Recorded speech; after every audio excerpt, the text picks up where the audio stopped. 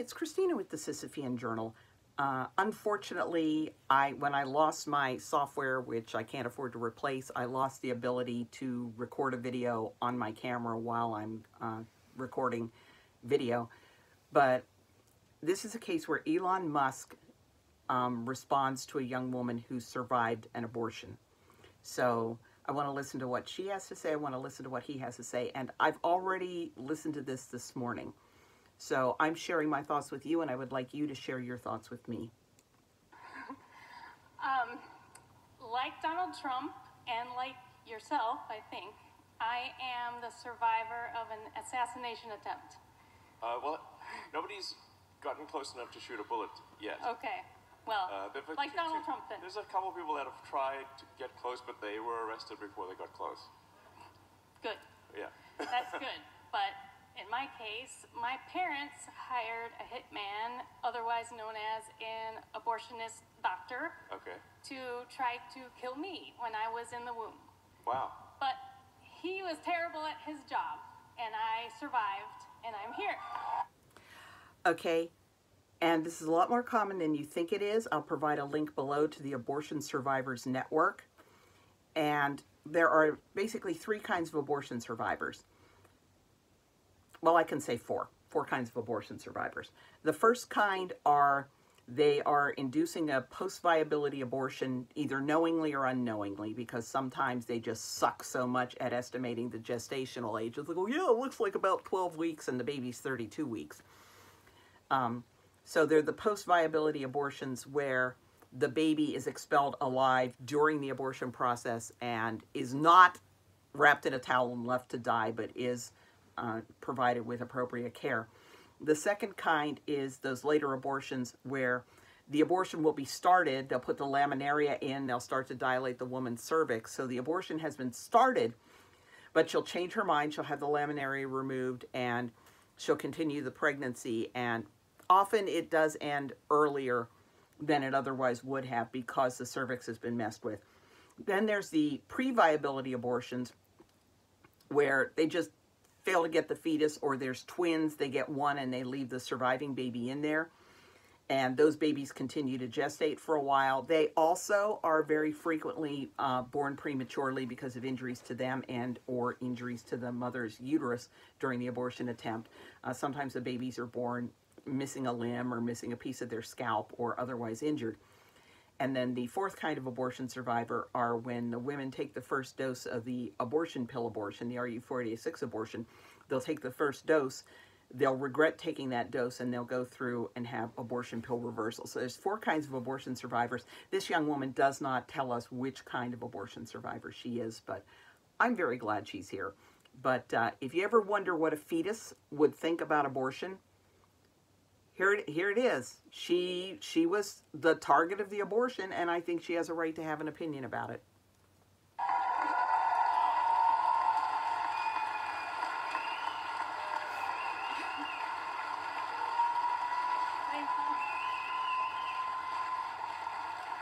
Well, I'm glad you're here. Thank you. But, so needless to say, I'm very pro-life. Yes. But even without that, I would be pro-life, not even based on religious reasons, but just the moral and rational, logical reasons. And I know that you're a rational person, and you are pro-humanity. Yes. And I love humanity. I do. I'm just wondering if you would ever consider publicly supporting the pro-life movement. Yeah, I mean, so obviously this is a contentious topic, if there ever was one. It is perhaps the most contentious topic. And to be clear out there, President Trump has been clear that he will veto a national abortion ban. Okay, and this is an important point. I'm a pro-lifer, and I would oppose a national abortion ban because I don't think the country's ready for it. I've seen, if you go to my blog, if you look at my channel, I also cover pre-legalization abortion deaths. And, it's just like with Kermit Gosnell. What he did was illegal, but nobody was enforcing the law. What Lucy Hagenow was doing, what Dr. Lou E. Davis was doing, what Otto Lucy was doing. It was illegal, but people often just didn't have the will to prosecute, or if they prosecuted, they'd give them a slap on the wrist.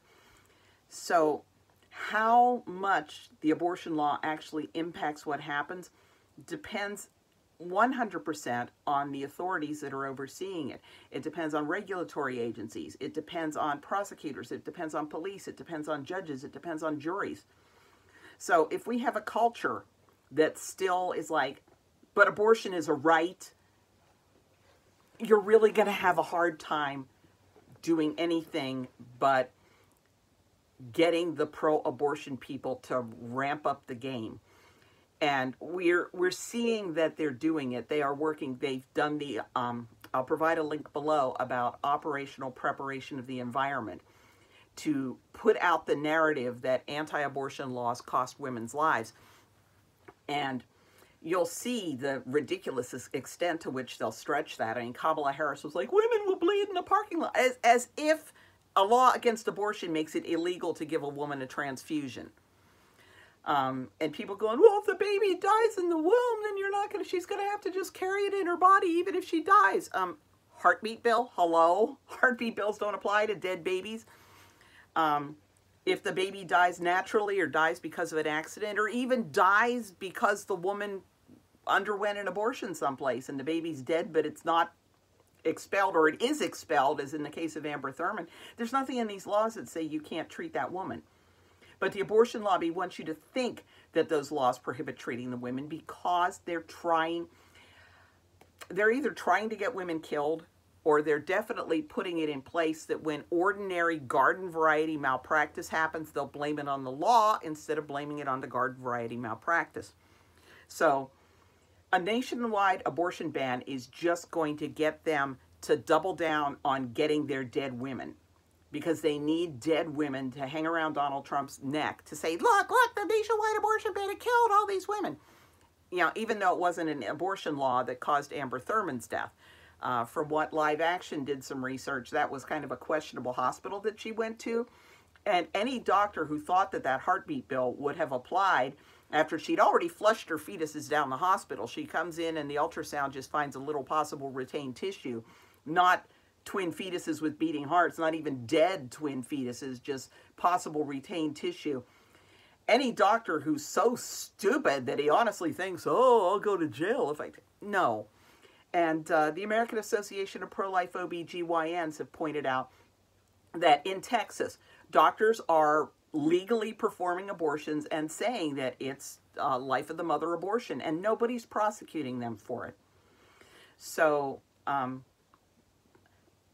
it will just endanger women, not because the laws themselves endanger the women, but because the abortionists are going to deliberately endanger the women so they can get some corpses. And it's an ugly thing to say, but that's what happened in Ireland with Savita.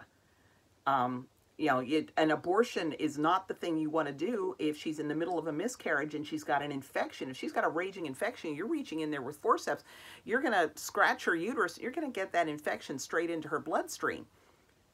What you need to do is you need to give her massive doses of antibiotics, which they did not do. And there is no law that says you can't give a pregnant woman antibiotics any more than there's a law that says you can't give a pregnant woman a blood transfusion. And again, the laws allow you to deliver that baby. That's what happened with Rick Santorum's wife. She developed an infection from premature rupture of membranes. The baby was doomed. They delivered the baby and he died cuddled and loved in his mother's arms. That's not, there's no law against abortion that forbids that.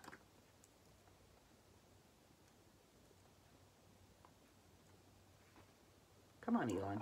He has said that because the Democrats have said that he will apply a national abortion ban, and that is causing a lot of sort of... Yeah, and again, the lies. They lie about what the abortion laws actually require. Okay, they lie. They say you're not going to be allowed to have a dead fetus removed. They lie and say you're not going to be allowed to get a transfusion. They lie and give you the impression that you're not going to be allowed to have antibiotics. They lie and give you the impression that they're not allowed to induce premature labor.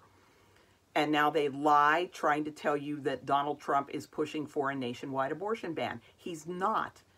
Somebody who tells you he is either misinformed or lying. They're not telling you something that's truthful. Independent voters to actually not vote for Trump because they think that he will implement a national abortion ban. He has been very clear that he thinks it's a states' rights issue, and he will veto a national abortion ban.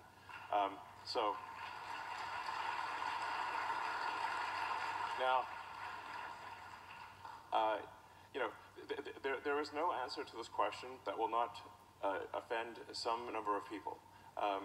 But nonetheless, I will tell you what my opinion is, which will certainly offend some number of people. My opinion is that if a baby can survive outside the womb, it cannot be aborted. It cannot. So, if a baby can survive outside the womb, if it is far enough in gestation to survive outside the womb, at that point it is not abortion, it is murder. So, obviously. Now, part of the challenge here is that the education system has terrified girls and women, and relentlessly pushed the idea that getting pregnant can be is the end of your life. Like your career is dead. You're be ostracized from society, and so when you instill terror in young girls that getting pregnant is the worst thing that could happen, they obviously, they believe that if they're. He's the first person who's not in the pro-life movement who has pointed this out, that the abortion lobby starts selling you the abortion before you're even pregnant. He's pointed out they teach you from elementary school that, anything short of an ideally timed pregnancy is going to totally derail your life. That's not the only lie they tell, but that's a big one, and I'm really glad to hear that he's addressing it. The fact that women are being terrorized into trusting these abortion clinics. And that's, again, it's highly dishonest. But good on you, Elon, for bringing that up. Just kids. And so that when that is a deep-seated belief that they've been hit with in the educational system for a long time, then the idea that they will not be able to get an abortion even in extreme circumstances is obviously a terrifying situation. And they will not vote for any candidate who might, essentially, who would stop them from getting an abortion even in extreme circumstances. So this is the issue that we face. It's this relentless, push in education, terrifying girls and women that if they get pregnant, their life's over. And the reality is there's nothing greater than having a kid. And so,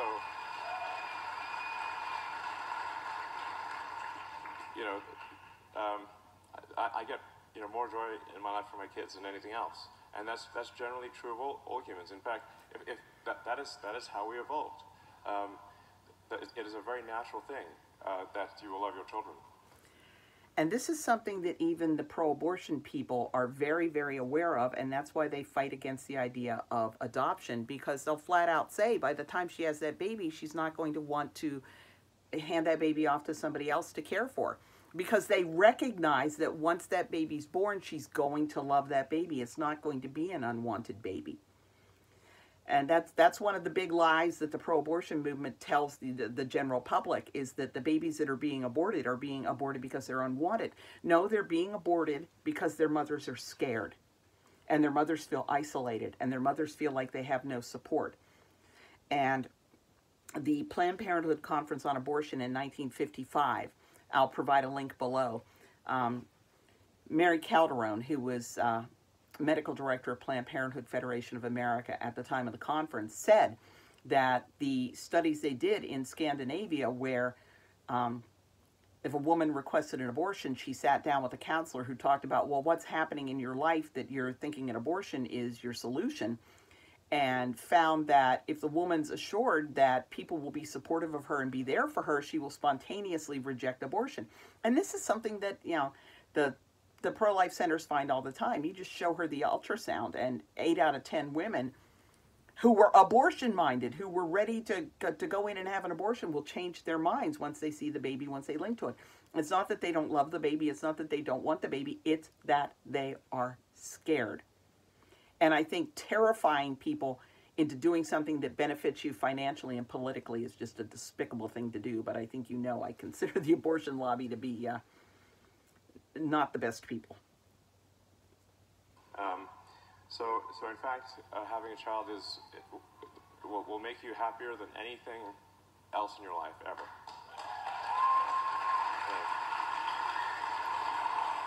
Okay, and there are going to be people who say, yeah, well, Elon Musk is so rich that he can afford kids.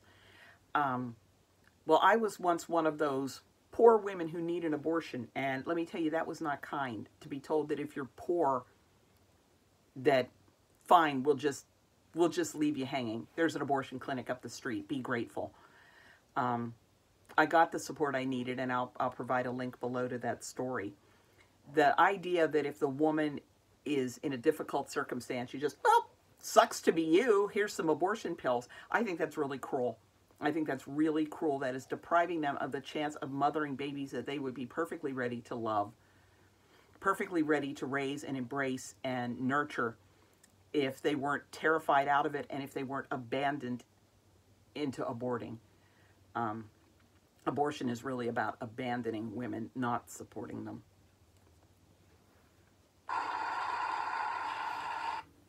Okay, so that's the end of it. So I'll provide you with some links below.